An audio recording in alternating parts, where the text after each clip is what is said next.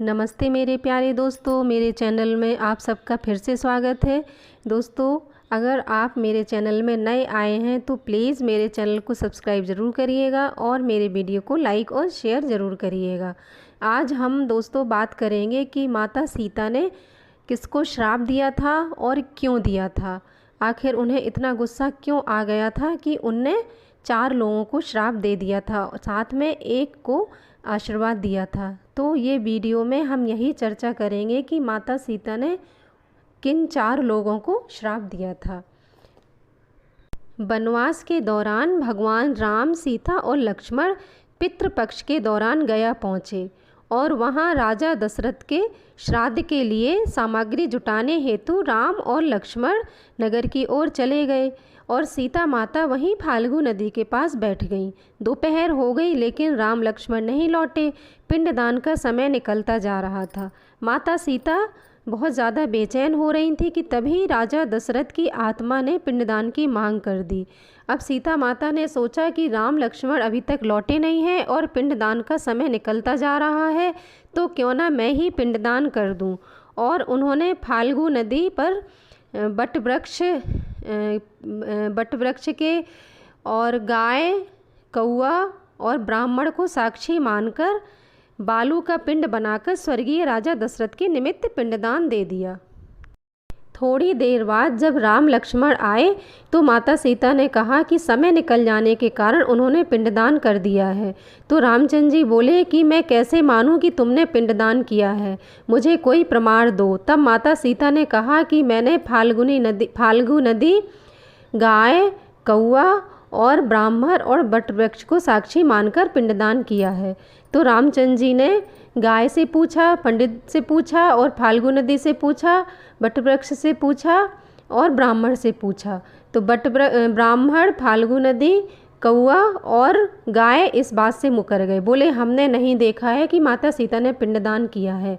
लेकिन बटवृक्ष बोले कि हाँ मैंने देखा है, माता सीता ने हमारे ही सामने पिंडदान किया है।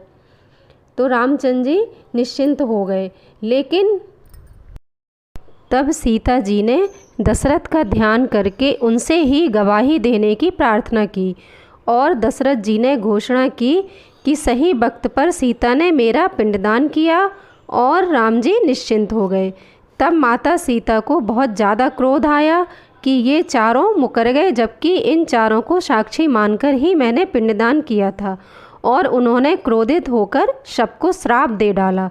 उन्होंने फाल्गु नदी से कहा कि तू सिर्फ नाम की नदी रहेगी, तुम पर पानी कभी नहीं रहेगा। इस कारण आज भी गया में फाल्गु नदी सूखी रहती है।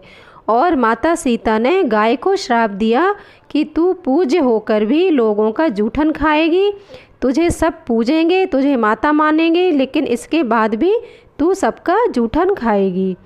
और कौआ को श्राप दिया कि तू अकेले खाएगा तो तेरा कभी पेट नहीं भरेगा, तू हमेशा झुंड में ही खाएगा और तेरी आकस्मिक मृत्यु होगी, तेरी मृत्यु का कारण कुछ पता नहीं रहेगा, तू अचानक मर जाएगा। और पंडित को श्राप दिया कि पंडित को कितना भी आशीर्वाद मिलेगा लेकिन उसकी दरिद्रता हमेशा बनी रहेगी, कितना भी उसको दूसरों के घर से मिलेगा फिर भी संतुष्टि नहीं रहेगी।